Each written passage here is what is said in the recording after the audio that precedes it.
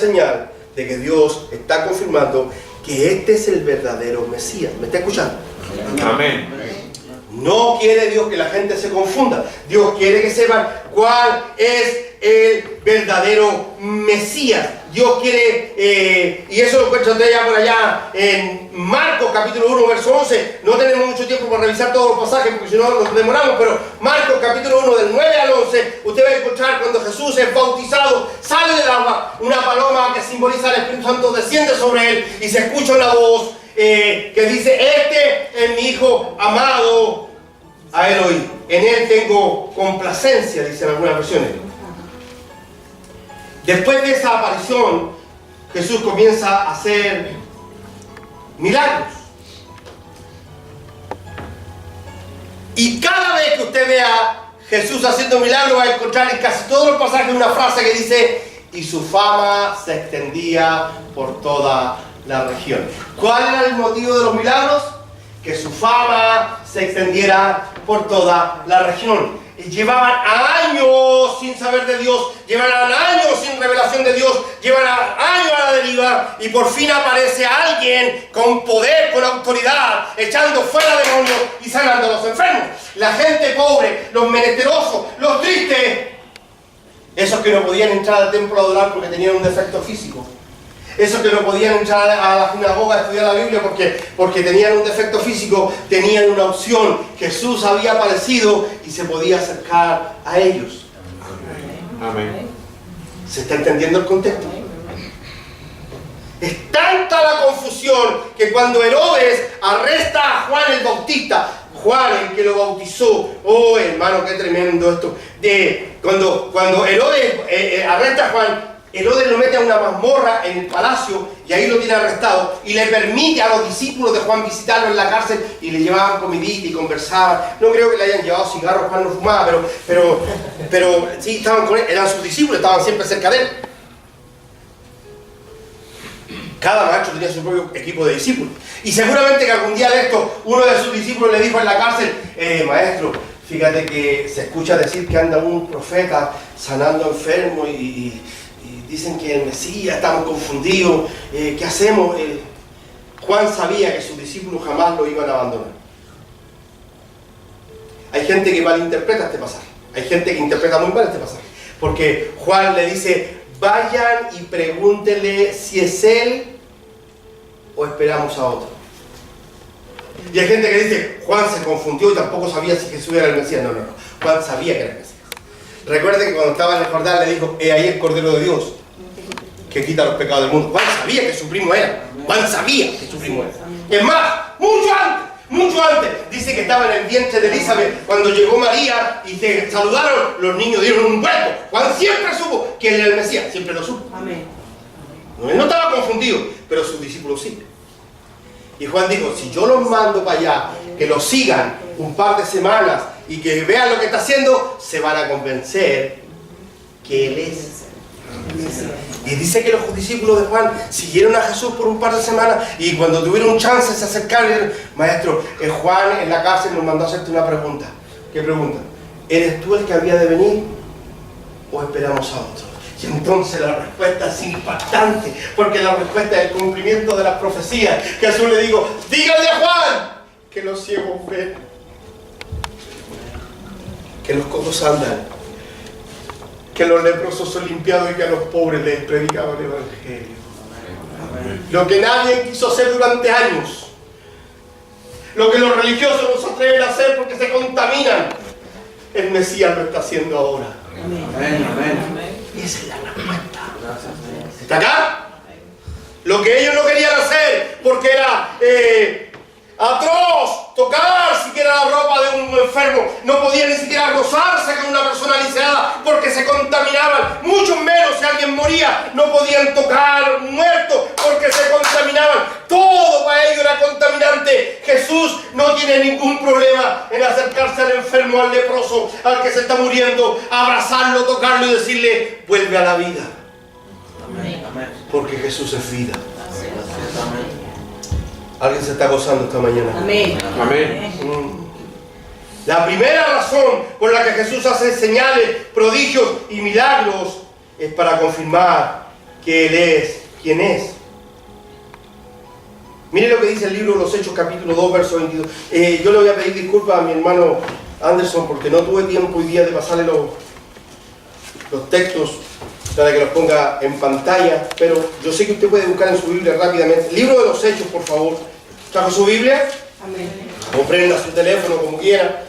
Yo sé que ustedes son una iglesia moderna. Aquí el único abuelito soy yo. Capítulo 2 de los Hechos. Yo necesito que usted vea un texto que hay aquí que es inspirador y que aclara muchas cosas, hermano. Capítulo 2 de los Hechos. ¿Lo tiene? Amén. Mire lo que dice el verso 22. Pueblo de Israel, está Pedro, el apóstol Pedro hablando. Hechos 2:22. Pueblo de Israel, escuchen esto. Jesús de Nazaret fue un hombre acreditado por Dios ante ustedes con milagros, señales y prodigios. ¿Cuál es la razón de que Jesús haya hecho milagros? Era la carta de credencial de que Él era el Mesías. Que no hubieran confusiones. Los demás Mesías querían arreglar todo con una espada. Los demás Mesías querían arreglar todo desde el punto de vista político. Los demás Mesías querían arreglar todo desde el punto de vista social. Hay que revolucionar, hay que salir a marchar, hay que salir a protestar. Jesús arreglaba todo con compasión, con misericordia, con el poder de Dios. Amén. Esa es la razón por la que... Y es importante tener esto claro, hermano, porque miren, yo lo voy a explicar. Como vemos en el Nuevo Testamento tantos milagros, prodigios y señales y sanidades, muchos hombres de Dios se han confundido y entonces hoy día están enseñando que la iglesia debe dedicarse a orar y a sanar enfermos. Yo lo voy a hacer enfático. Escúcheme esto. No se confunda con mi palabra. Quiero dejarlo claro. Usted y yo no fuimos llamados por Dios para andar sanando a nadie. Ese silencio. Usted y yo no fuimos llamados por Dios para sanar a nadie. Nosotros fuimos llamados para predicar el Evangelio.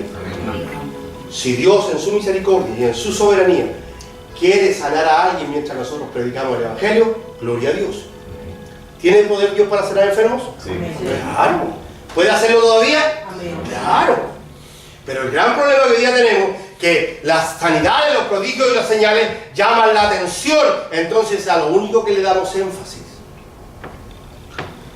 Y todos los días estamos invitando a ven a nuestro servicio de sanidad. Si estás enfermo, ven a nuestra iglesia. Vas a recibir un milagro. Llama por tu milagro. Si necesitas un milagro, llámanos al 1-800-milagros. Ten tu chequera a mano. No, yo no fui llamado para andar ofreciendo milagros. Porque la sanidad es un acto que está solo en la soberanía de Dios. Amén. Yo creo que Dios tiene poder para sanar. Amén. Yo no puedo aquí andar vendiendo publicidades falsas. ¿Está acá? Amén. Mi función como ministro es predicar a Cristo. Mi función como ministro es hablar del Evangelio. Y si Dios quiere en ese tiempo hacer un milagro, gloria a Dios, nos vamos a gozar. Amén. ¿Cuántos han recibido alguna vez una sanidad de parte de Dios? Yo he recibido. Yo he visto milagros. Dios ha hecho milagros en mi propia vida. Yo era más alto antes.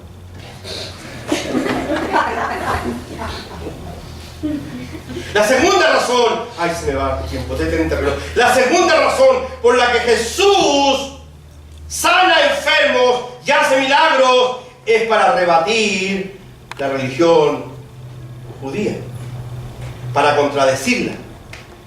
Si hay alguien sarcástico e irónico para enseñar, fue Jesús. Jesús era tremendamente irónico y sarcástico para enseñar. Cuando el joven rico se acerca y le dice, maestro bueno, ¿qué debo hacer para heredar la vida eterna? De manera sarcástica le dice, la ley tienes. Pero fue un sarcasmo. Ese fue un sarcasmo. Jesús estaba jugando con él. Algún día lo voy a explicar, no tengo tiempo. Ay, que tengo tantas ganas de enseñarle tantas cosas y no tengo tiempo. Pero las sanidades y los milagros son una forma de contradecir la religión judía. Porque los judíos tenían a los enfermos por castigados de Dios. Y Jesús dice que ellos necesitan misericordia y no sacrificio. Mira lo que dice Lucas capítulo 5. Oh, esto está tremendo. Lucas capítulo 5. Yo quiero que tú lo veas en tu propia Biblia, hermano. Lucas capítulo 5, por favor. Ah, esto está maravilloso. Verso 12. ¿Lo encontró? Verso 6. 12, 5:12. Lucas 5:12. En otra ocasión, cuando Jesús estaba en un pueblo, se presentó un hombre cubierto de lepra. Al ver a Jesús, cayó rostro en tierra y le suplicó: Señor, si quieres puedes limpiarme. Jesús extendió la mano y tocó al hombre. Si quiero, le dijo, queda limpio. Eso es atentar contra todos los principios interpretativos de la religión. ¿Usted sabe que a los leprosos se les daba una campanilla? Cada leproso en Israel debía tener una campanilla, se la daba el sacerdote. Cuando él se daba cuenta que tenía lepra, o el médico le decía: tu diagnóstico es lepra, él tenía que ir inmediatamente donde el sacerdote, antes que la lepra cundiera, él o la familia, y decirle al sacerdote de turno: mi esposo tiene lepra, tiene una campanilla, por favor. Y le daban una campanilla así de metal, y el leproso tenía que tenerla siempre en la mano. Y entonces los leprosos no podían vivir en la ciudad. Había un lugar que eran leprosarios, unas islas donde los mandaban a los que estaban muy graves. Y los que vivían en la ciudad tenían que vivir en el campo alrededor, como por ejemplo allá al otro lado del Espremo. Para allá en el cerro vivían los leprosos solos. Solo, la familia iba, le dejaba por ahí algo de comer y se iban, y el leproso como un animal venía a recoger esa comida y se la comía. Y cuando alguien venía por el camino y no se daba cuenta que el que estaba allá era leproso, la gente se acercaba sin miedo. Entonces era obligación del leproso hacer sonar la campanilla. ¡Ey, no te acerques! ¡Soy leproso! ¡No te acerques! ¡Te puedo contagiar! Ni un judío que se preciara de guardar la ley, ni un judío que se preciara de ser religioso, ni un judío que se preciara de respetar la interpretación de la ley, jamás se podría acercar a un leproso.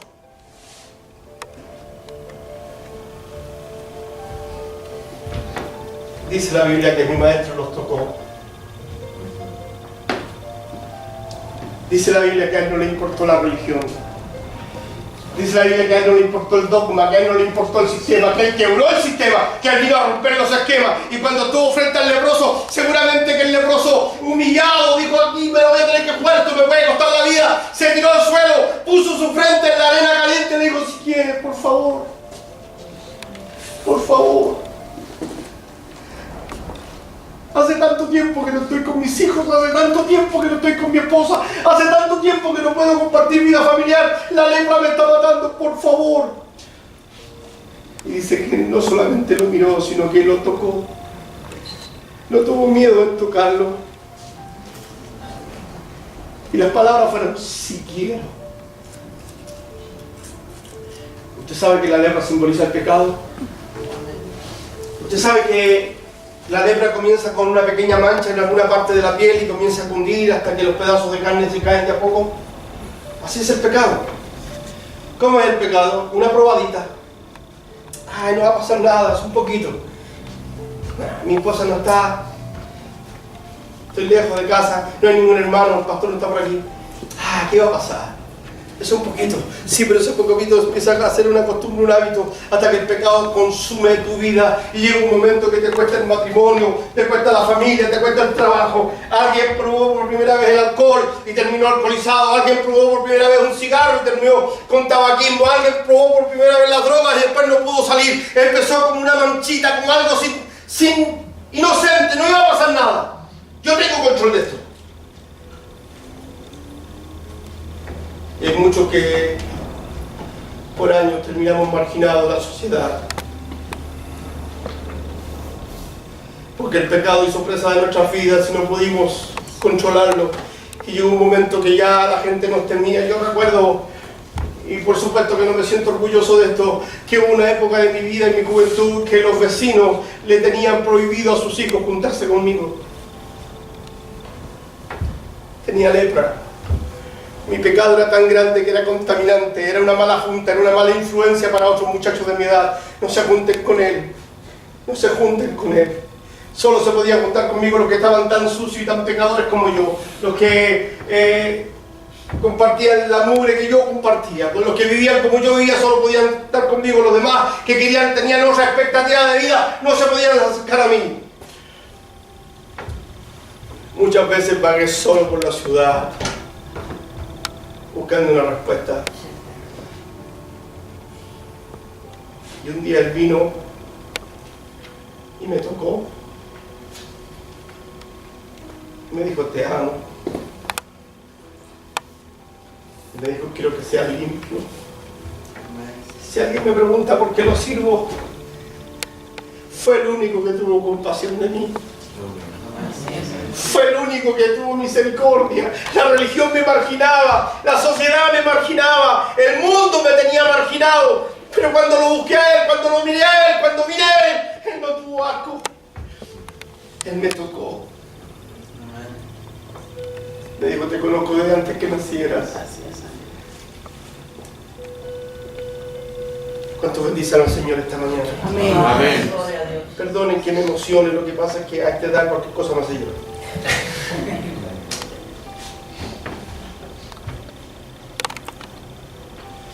Jesús resucita muertos. Oh, yo quiero mostrar ahí en Lucas capítulo 7. Oh, a Jesús, yo lo quiero ver, que usted vea a Jesús rompiendo todos los esquemas. Rompiendo todos los esquemas. Lucas capítulo 7. Verso 11.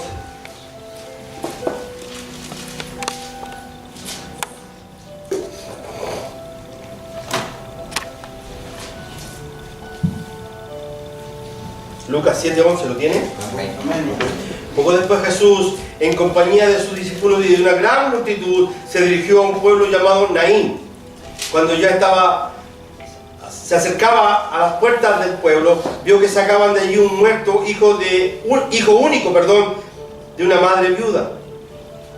La acompañaba un grupo grande de la población. Al verla, el Señor se compadeció de ella y le dijo, no llores. Aleluya. Entonces se acercó y tocó el féretro. Los que los llevaban se detuvieron y Jesús dijo, joven, te ordeno que te levantes.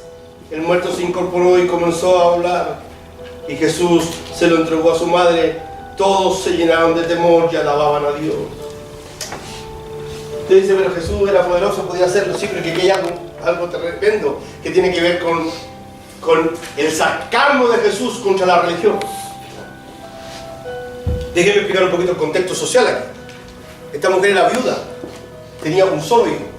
Es decir, ella dependía de su hijo porque la ley de Moisés decía que los hijos debían cuidar a sus padres en su vejez. No como ahora que los hijos a los 18 se van y no los vemos más.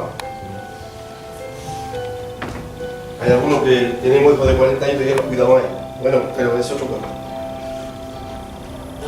Los padres, la ley del consejo ordenaba a los hijos cuidar a sus padres en su vejez, sobre todo el hermano mayor. Y si era hijo único, imagínate. Lo que significa que si este muchacho murió, esa mujer quedó absolutamente Desamparada. La única opción que tenía ahora, morir de hambre o ir a la casa de una persona rica y entregarse como esclava por un plato de comida y un lugar donde dormir. Unos días más. El único sustento de la mujer era este hijo. Pero Jesús no solo lo saca. Yo quiero que ponga atención a un detalle. Tocó el féretro. Eso estaba prohibido en la ley. Tú no podías tocar un muerto. Tú no podías tocar un muerto. Y él se detuvo y cuando va pasando ve a la mujer y le dice, no llores. Sí. Me imagino esa madre cómo iría. No solo pensando en el dolor de haber perdido un hijo, sino que ahora sí que quedaba a la deriva. Se había muerto su esposo y su único sustento se acaba de morir. Y Jesús le dice, no llores. Yo estoy aquí. Oh, qué tremendo. Yo no quisiera que el Espíritu de Dios pudiera tocar su vida en esta hora. Quizás no sé qué problema está teniendo. Yo cuando preparaba este sermón le decía al Señor, ¿por qué tengo que hablar de esto esta mañana? Y el Espíritu me movía a hacerlo y ahora estoy recibiendo en mi corazón esta carga. Yo no sé cuál es su preocupación, yo no sé cuál es su problema, yo no sé qué es lo que le aflige, pero yo quiero decirle algo en la palabra de Dios. El Señor está aquí. Deja que te toque. Amén. Amén. Él tiene poder para cambiar cosas. Así es. Él tiene poder para cambiar nuestra historia. No llores. Dice que tocó el féretro. Le dijo, levántate. Y a la voz de Cristo los muertos se levantan. A la voz de Cristo los muertos se levantan. Yo estaba muerto en pecado y Él me resucitó. ¿Cuánto alaban a Dios por eso? Amén. Amén. Jesús contradiciendo la ley. La tercera razón por la que Jesús hace sanidades, prodigios y milagros es para crear un debate teológico. Vaya conmigo al Evangelio de Juan, capítulo 9. Juan, capítulo 9, por favor. Verso 1.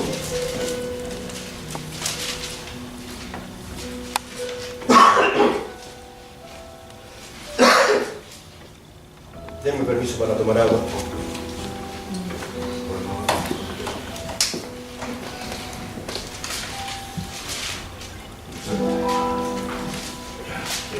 Evangelio de Juan, capítulo 9, ¿lo tiene? Amén. Amén. Mira, a su paso Jesús vio a un hombre que era ciego. ¿Qué es lo que era? Ciego. ¿De cuánto tiempo que era ciego? De nacimiento. Y sus discípulos le preguntaron, fíjate la acción religiosa, fíjate el prejuicio religioso, cómo está a flor de piel del ser humano. Mira la pregunta de los discípulos de Cristo. Maestro, para que este hombre haya nacido ciego, ¿quién pecó? ¿Él o sus padres? Son religión. Ese es el prejuicio de la interpretación judía. Si nació enfermo, es porque están en contra de la ley. Están maldecidos, Dios los tiene castigados. ¿Usted ha escuchado esa expresión dentro de la iglesia? Cuando alguien está pasando por un momento difícil y el pastor le dice, algo hiciste. Le dan ganas de agarrar a esos pastores y quemarlos y mandárselo al Señor temprano. Pastor, fíjese que yo en orar estoy pasando, algo hiciste, hermano. Examínate. ¿Con qué moral? Si aquí el único que tiene que examinarse soy yo mismo a mí. Cada hombre debe examinarse a sí mismo. Yo no puedo andar examinando la vida de otros. ¿Está acá? Amén. Amén. Señor, ¿alguien habrá pecado aquí? El tipo nació ciego. Explícanos, Señor. Tú tienes que saber quién pecó. Y Jesús le dice, si no se trata de eso. Mano de payasos. No se trata de quién pecó. Aquí el asunto no es si alguien pecó o no. Aquí el asunto es que Dios quiere mostrar su gloria. Amén. Sí. Hermano, las dificultades, los problemas, las necesidades son la gran posibilidad para ver la gloria de Dios. Dios no está enojado con nosotros. La Biblia dice que a los que aman a Dios, todas las cosas le ayudan a bien. Esto es a los que conforme a su propósito fueron llamados. ¿Cuántos fueron llamados por Dios al Evangelio? Amén. Amén. Usted no está aquí porque quiso, usted lo trajo Dios. Entonces, eso negativo que estoy viviendo, eso negativo que estoy pasando, es un gran trampolín para saltar a otro nivel. Dios quiere mostrarme su gloria. Amén.